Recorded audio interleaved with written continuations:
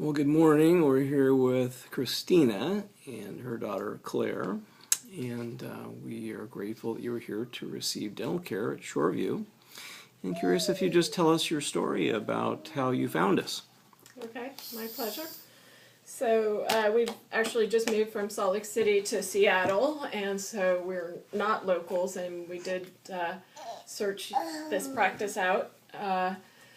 When my daughter was about 6 months old, she'd already had quite a few teeth, and I noticed some yellowing on her teeth. I was night nursing, and she'd started solid food, and I asked her doctor at that time about the yellowing, and he said, "It's nothing, don't worry about it, you're just being a nervous mom."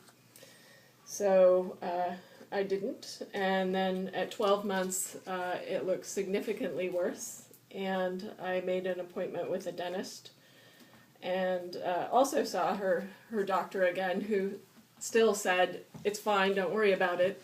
Later that day, saw a dentist who said she has severe decay on her 4 front teeth and she needs crowns across all 4 front teeth, and that it would be performed under either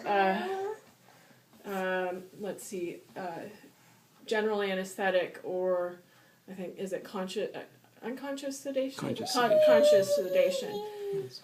And with a background, I've got a master's in molecular biology, and with a background in working in the drug development industry, I wanted to understand the drugs that were being administered, that would be administered to her, and the further I got into it, the more concerned I got. Between the Mayo Clinic epidemiological study that showed the association of,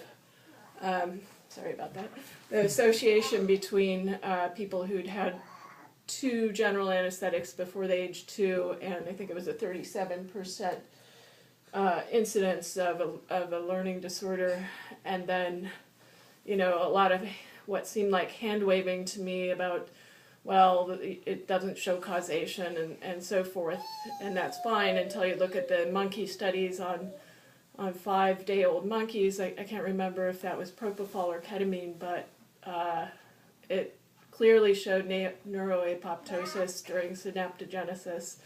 Same in the rats, and I think there's reason for real concern. So I started really digging for an alternative and found the use of silver diamine fluoride in other countries, and read a paper that said there was something like an 80% success rate in rural China.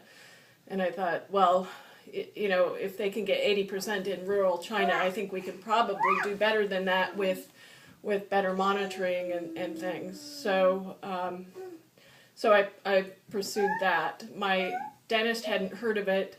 Someone from his office at the time, the office manager actually called me one night after I canceled the procedure and told me that my daughter could die, that the infection could go systemic and she could die and there's no alternative, and did I really understand how serious this was, and that sort of thing. So it was a really traumatic experience to be faced with this choice of what I read in the literature as brain damage versus a risk of dying, and which is not a good choice.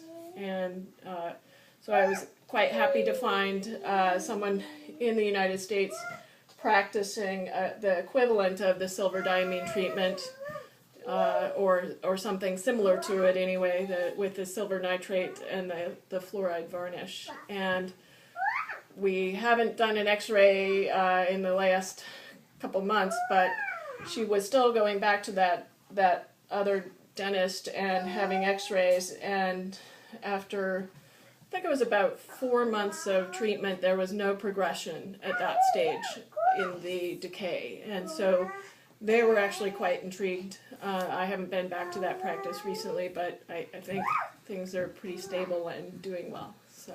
Well, thank you. It's a fascinating story, and with a scientific background, does it make sense to you to approach this with an antimicrobial solution rather than just needles and drills?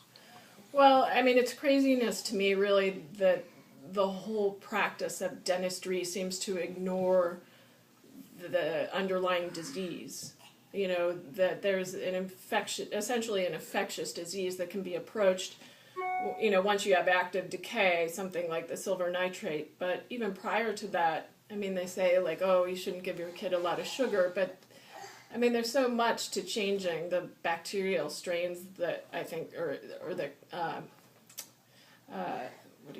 what do you call it? The karyogenic strains that are in the mouth, and changing the flora in the mouth, and you know, nobody pays any attention to any of that, and so I think there's really a need in the field to do something besides just drill, because that doesn't impact the disease, really. So we really are going back to basics, and it was astonishing for me to discover that dentists 100 years ago knew that this was a bacterial infectious disease, and they were using medicine to treat it.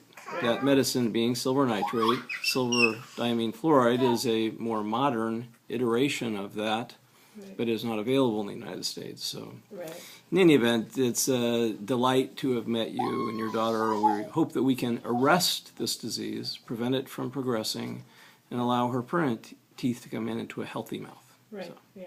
Thank you very much. Thank you very much. We're glad we found you. Great. Thank you.